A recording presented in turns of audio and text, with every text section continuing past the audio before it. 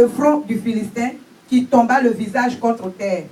Ainsi, avec une fronde et une pierre, David fut plus fort que le Philistin.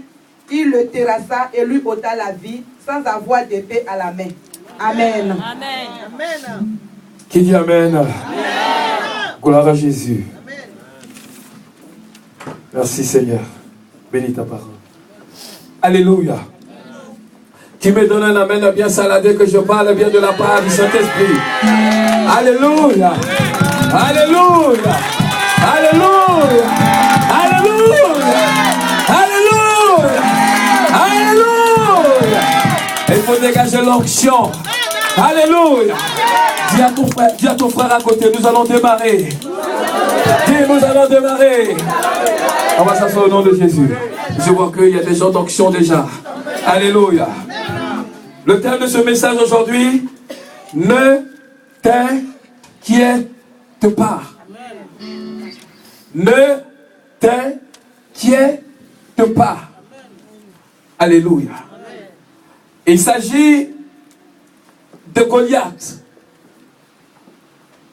Goliath qui est un Philistin. Goliath qui a une force impressionnante. Et Goliath qui doit livrer bataille contre le peuple d'Israël. Goliath qui est chef sur les Philistins pour une victoire des Philistins sur le peuple d'Israël. Amen. Alléluia. Amen. Et dans cette bataille, la Bible dit que cette bataille a duré 40 jours. Où Goliath régnait en maître terreur. Il est vrai qu'il avait une puissance puisque le corps physique caractérisait une impression qu'il était déjà dans la victoire. Alléluia. Amen. Il était fort physiquement. Il était de grande taille. Il était peut-être musclé. Comme tu n'as jamais vu ce genre de muscles. Il était impressionnant pour le peuple d'Israël. Alléluia. Amen. Le thème ne t'inquiète pas. Et je vais tenter de répondre à une question. Pourquoi dans la victoire, pourquoi dans le moment du combat spirituel, tu as besoin de recevoir une couverture spirituelle? Amen. Pourquoi l'on parle de couverture spirituelle? Parce qu'on parle de combat spirituel. La couverture n'a de valeur que lorsqu'il y a un combat. Goliath était destiné pas pour la défaite, mais pour un combat. Goliath savait qu'avant le combat d'Israël, il était déjà victorieux. Goliath s'appuyait sur une force qui n'était pas la force de Dieu, mais qui était la force de l'homme. Donc il était impressionnant, le peuple d'Israël avait besoin d'affronter Goliath.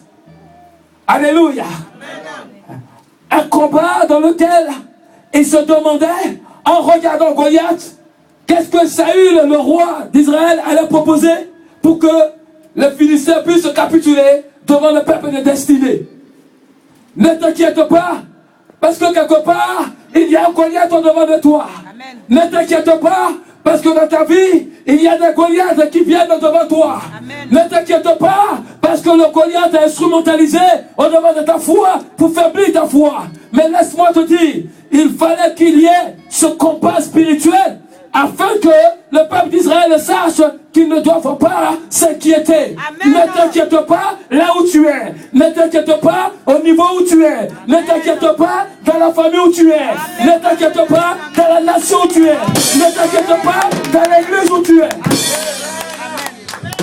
Amen. Alléluia. À vue d'œil, quand on te voit, on dit qui est ce bonhomme? Mais je le connaissais avant. Mais c'est le professeur Paul. Je la connaissais, c'est la servante de Dieu que tu es, ou le serviteur que tu es. Alléluia. Amen. Mais tant qu'il n'y a pas encore le combat spirituel, on ne peut pas savoir qui tu es réellement.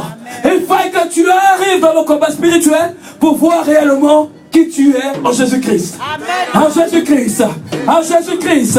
En Jésus-Christ. En Jésus-Christ. En Jésus-Christ. En Jésus-Christ. Laisse-moi te dire, la peur a peur de la victoire. La peur a peur de la victoire.